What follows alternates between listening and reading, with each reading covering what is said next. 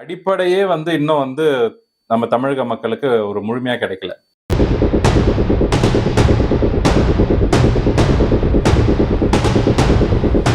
ஒரு அரசு பள்ளி இன்னைக்கு நல்லா இருக்குன்னு சொல்ல முடியுமா?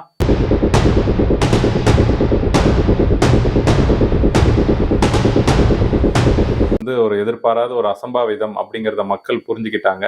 இது இது ஒரு கவனக்குறைவால.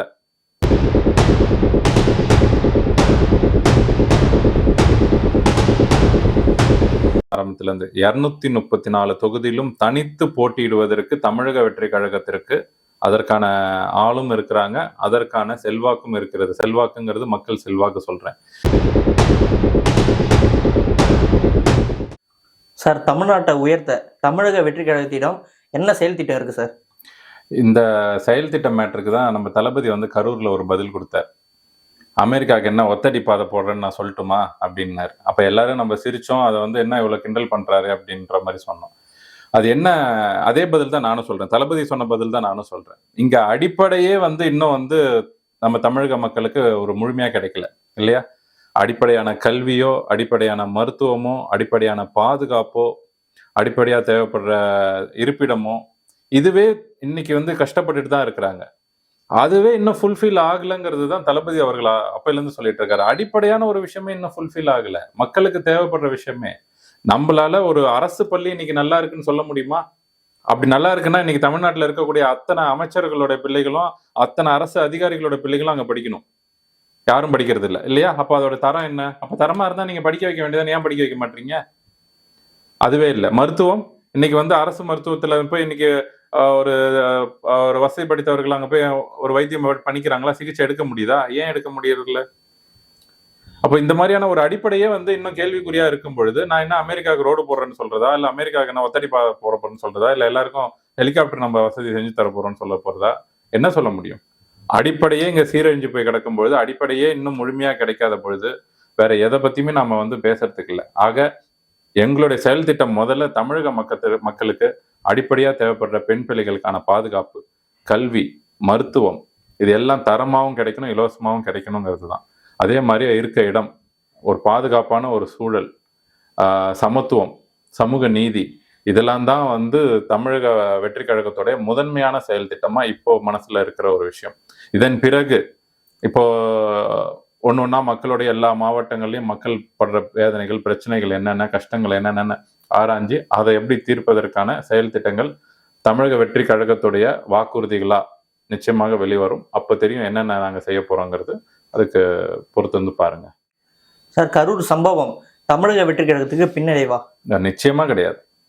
கரூர் சம்பவம் எங்களுக்கு தற்காலிகமாக எங்களுக்கு ஒரு பின்னடைவை கொடுத்ததே தவிர்த்து, ஆனா மக்கள் கொடுத்த ஆதரவுனாலையும் மக்கள் தமிழக வெற்றி கழகத்தையும் தளபதி அவர்களை புரிஞ்சுக்கிட்டதுனால இப்போ அது எங்களுக்கு பலமாக தான் அமைஞ்சிருக்கு. நான் அதை எங்களுக்கு பின்னடைவுன்னு நான் சொல்ல மாட்டேன். ஆனா இருந்த சூழல் இன்னும் அதுல இருந்து வெளியே வர முடியாம ஒரு சோகத்துலதான் இன்னமும் தமிழக வெற்றி கழகமும் இருக்காங்க, அங்க பாதிக்கப்பட்ட மக்களும் இருக்காங்க. இருந்தாலும் இதை திட்டமிட்டு செய்யல. இது நடந்த ஒரு எதிர்பாராத ஒரு அசம்பாவிதம் அப்படிங்கிறத மக்கள் புரிஞ்சுக்கிட்டாங்க. இது ஒரு கவனக்குறைவால, அதாவது தமிழக அரசு, காவல்துறை இவர்களுடைய அலட்சியத்தாலும் கவனக்குறைவாலையும் ஏற்பட்டிருக்கு அப்படிங்கிறத மக்கள் நம்புறாங்க. இப்ப சிபிஐ விசாரணைக்கு பிறகு அதுவும் தெரிய வந்துடும். இந்த விசாரணைக்கு பிறகு எங்க தவறு நடந்தது, யாரு குற்றவாளி, எங்க இதாச்சுங்கிறது மக்களுக்கு இன்னும் அதுக்கு முன்னாடியே மக்கள் ஓரளவுக்கு அதை புரிஞ்சுக்கிட்டாங்க அந்த சூழல்ல. அதனால எந்த பின்னடைவும் இல்லை. இன்னும் இது பலத்தை தான் சேர்க்கும் தமிழக வெற்றி கழகத்திற்கு. சிபிஐ விசாரணைக்கு பின் மத்திய அரசு இருக்கான்னு சொல்லி கேக்குறாங்க.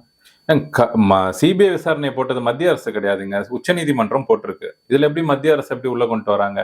வழக்கு தொடர்ந்தது நம்ம தமிழ்நாட்டுல இருந்து தான் வழக்கு தொடர்றோம். அந்த வழக்குக்கு உச்ச நீதிமன்றம் ஒரு தீர்வு சொல்லுது, சிபிஐ நாங்க விசாரிக்க சொல்றோம் அப்படின்னு. அதுக்கும் முறையான காரணம் இருக்கு. என்ன காரணம்? இங்க நீதிபதி வழக்கு விசாரணைய மதுரையில இருந்து இங்க சென்னையில விசாரிக்கிறாரு. அதுவே தவறு. சொன்ன கருத்துக்கள் எதிர்மறையா இருக்குது. அதனால விசாரணை நியாயமா இருக்காது அப்படின்னு நம்ம ஒரு வாதத்தை முன் வச்சு நம்ம அதை சுப்ரீம் கோர்ட்ல போடும் பொழுது, சுப்ரீம் கோர்ட் சரி, தமிழக அரசு சார்பில் தலைமையில விசாரிக்கக்கூடிய அந்த விசாரணை கமிஷனோ கமிட்டியோ அல்லது காவல்துறையின் மீதோ நம்பிக்கை இல்லாத காரணத்தினால சிபிஐக்கு இது மாற்றப்படுகிறது. கரெக்டா? அப்படித்தானே போட்டிருக்கு. மத்திய அரசு டைரக்ஷன் கொடுத்ததுனால இது வந்து சிபிஐ நாங்க விசாரணை கொடுக்குறோம்னு யாராவது சொன்னாங்களா, இல்ல மத்திய அரசு ஏதாவது அறிவிப்பு கொடுத்ததா? மத்திய அரசுக்கும் இதுக்கும் எந்த சம்பந்தமுமே கிடையாது. இது முழுக்க முழுக்க நீதித்துறை சார்ந்தது, உச்சநீதிமன்றம் கொடுத்தது. அதனால இதுல தேவையில்லாத அரசியலை உள்ள கொண்டு வரணும்னு இல்லை. பத்தாவதுக்கு சிபிஐ மட்டும் இல்ல, அதை வந்து கண்காணிப்பு குழுவையும் போட்டிருக்காங்க. 3 பேர் அமர்வு கொண்ட ஒரு கண்காணிப்பு குழுவும் போட்டிருக்கிறாங்க. அப்படிங்கும் போது சிபிஐ விசாரணை எந்த அடிப்படையில போகுது, எதை நோக்கி நகருதுங்கிறத இந்த கண்காணிப்பு குழு ஓய்வு பெற்ற நீதிபதி ரஸ்தோகின்னு நினைக்கிறேன், அவருடைய தலைமையில போட்டிருக்கிறாங்க. அதுக்கு 2 ஐபிஎஸ் ஆபீசரும் ஹையர் ரேங்க்ல இருக்கிற ஐபிஎஸ் ஆபீசரும் இருக்கணும். அப்போ அவர்கள் இதை மேற்பார்வையிடுறாங்க. அப்படிங்கும் போது இதுல வந்து மத்திய அரசு எந்த வகையிலும் தலையிடவும் இல்லை, தலையிடுறதுக்கான ஒரு சூழலும் இல்லை இதுல. அதனால இதுல அரசியல் சாயம் பூச வேண்டிய அவசியம் இல்லை. 234 தொகுதியிலையும் தமிழக வெற்றி கழகம் போட்டியிடுவதற்கு தயாரா இருக்கா சார்? கட்சி தொடங்கின காலத்திலேருந்து நம்ம வந்து சொல்லிட்டு இருக்கிறோம், நான் ஆரம்பத்துல இருந்து 234 தொகுதியிலும் தனித்து போட்டியிடுவதற்கு தமிழக வெற்றி கழகத்திற்கு அதற்கான ஆளும் இருக்கிறாங்க, அதற்கான செல்வாக்கும் இருக்கிறது. செல்வாக்குங்கிறது மக்கள் செல்வாக்கு சொல்றேன். தளபதி அப்படிங்கிற அந்த ஒற்றை முகத்துக்கு தான் இன்னைக்கு வந்து தமிழக வெற்றி கழகத்துல மக்களுடைய வாக்கு. அதுல மாறுறதுக்கு எதுவுமே இல்லை. ஒவ்வொரு வேட்பாளரும் தளபதியின் உருவமாக தான் அங்க நிற்பாங்க, தளபதியோட நிழலாக தான் அங்க நிற்பாங்க. அது மதுரையிலயும் அவர் சொன்னார், மாநாட்டிலையும் அவர் சொன்னார் இல்லையா, அதுலயும் சொன்னார். அதனால 234 தொகுதியிலும் தளபதி யாரை நிறுத்துறாங்களோ அங்க நிக்கிறது எல்லாம் தளபதி தான், விஜய் அவர்கள் தான்.